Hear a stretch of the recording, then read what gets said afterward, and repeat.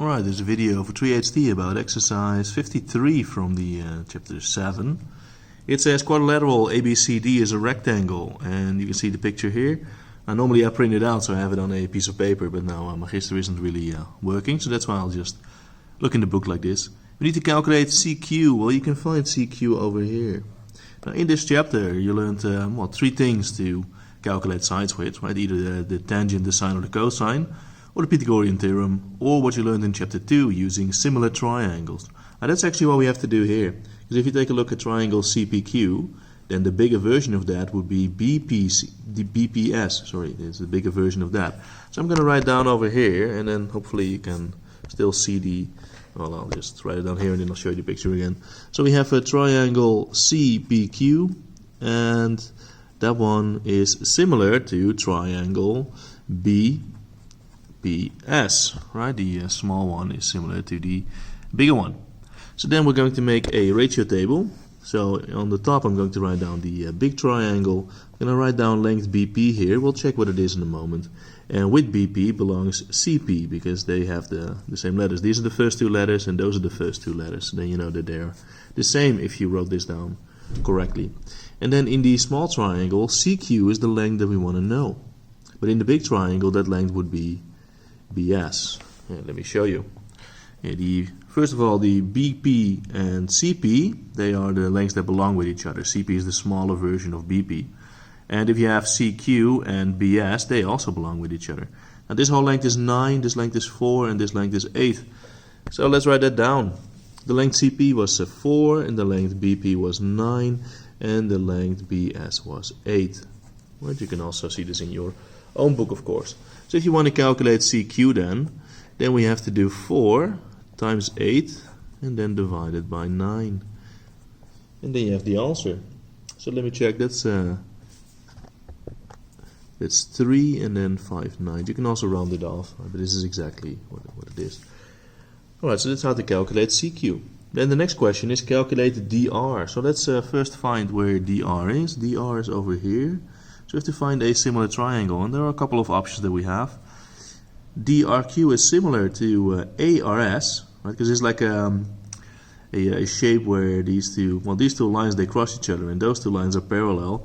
Then you know that these triangles are also similar. It's called an hourglass shape. An hourglass is the thing where you put sand in, right? And then you can put it upside down, and then the sand will slowly go from one part to the other. But then these shapes always have the same, these triangles have the same shape. But another option that we have is CPQ, this one, and then also DRQ, this one. Those two are also similar. That's actually the one that we're going to use. So I'm going to write down that triangle CPQ, so the same that we just used, is also similar to triangle. Let me write down the letters in the correct way. DRQ,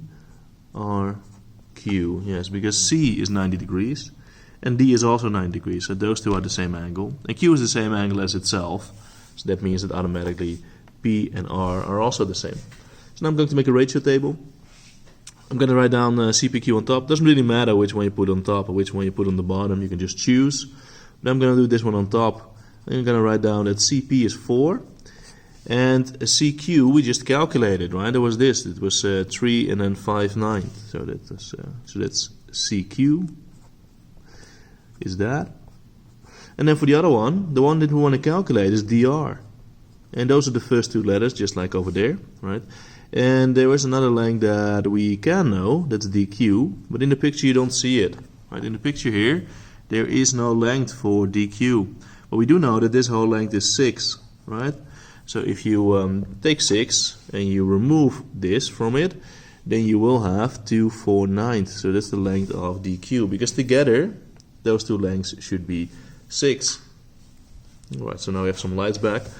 So if you want to calculate the DR, then we have to do, and this is kind of annoying with these things here. The question does not say how you should round off, so what you could do is just round this off to 2 decimal places and round that off to 2 decimal places and then do that, right? But if you want to do Maths B next year, then probably with a lot of the exercises you have to keep the exact answer, like over here. So we're going to do DR equals 4 times 2 4 9. Well, of course you can just type a fraction in your calculator also, but then it's going to be a bit annoying.